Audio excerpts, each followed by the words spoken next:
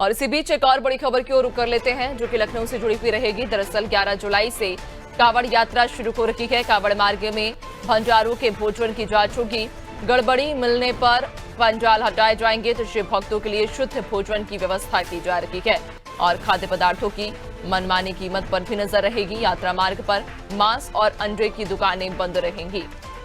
तो 11 जुलाई से कांवड़ यात्रा शुरू हो रही है और कांवड़ मार्ग के भंडारों के भोजन की भी जांच होगी, जहां गड़बड़ी मिलने पर पंडाल हटाए जाएंगे और कहा जा रहा है कि शिव भक्तों के लिए शुद्ध भोजन की भी व्यवस्था होगी, जहां खाद्य पदार्थों की मनमानी कीमत पर नजर रहेगी। ज्यादा जानकारी लेंगे, सहयोगी अभिषेक लगातार हमारे साथ बने हुए हैं। अभिषेक, 11 जुलाई से कांवड़ यात्रा शुरू होने वाली है, इसको लेकर तैयारियां भी अब व्यापक स्तर पर की जा रही हैं।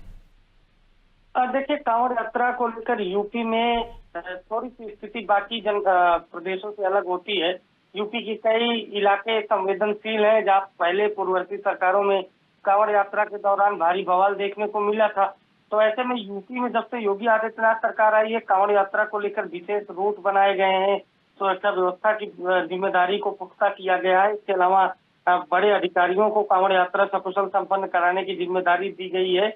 कांवड़ यात्रा मार्ग को लेकर बड़ी खबर है कि जो मार्ग के किनारे भंडारे में भोजन वितरित किया जाता है कांवड़ियों को, उनकी जांच होगी। शिव भक्तों के लिए शुद्ध भोजन की व्यवस्था की जाएगी।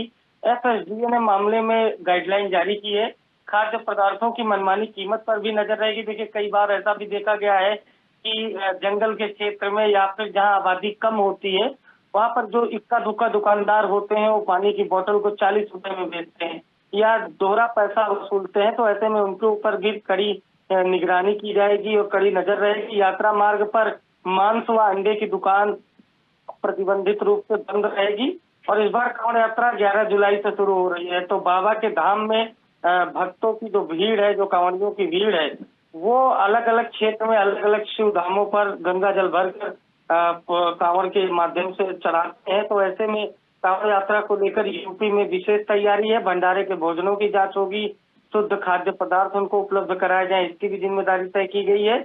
और यूपी में भव्य तरीके से कांवड़ यात्रा सकुशल संपन्न कराने का आदेश भी दिया गया है।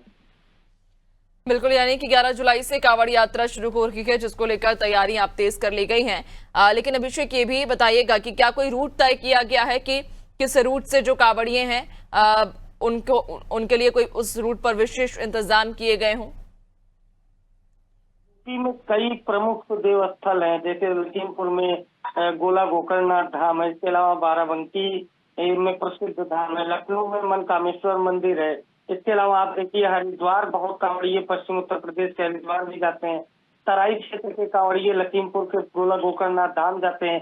तो और अन्य राज्यों में भी कांवड़ लेकर जाते हैं। लेकिन काशी विश्वनाथ का भी अलग क्रेज है, जहाँ बिहार के भी लोग कांवड़ लेकर आते हैं और यूपी के लोग भी कांवड़ लेकर जाते हैं।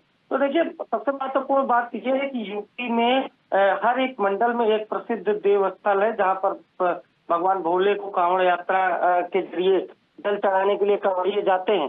तो सबके लिए बाकायदा रूट तय किया गया है। पश्चिम उत्तर प्रदेश, जहाँ संवेदनशील क्षेत्र कहीं कहीं माना जाता है, वहां पर भी रूट निर्धारित किया गया है। और बाकायदा कहा यह जा रहा है कि कांवड़ियों के लिए एक पूरी लेन खाली कराई जाएगी, यानी जिधर से कांवड़िए जाएंगे उधर से दूसरे वाहन नहीं जाएंगे, ऐसी सूचना मिल रही है। तो बाकायदा तैयारियां की जा रही हैं।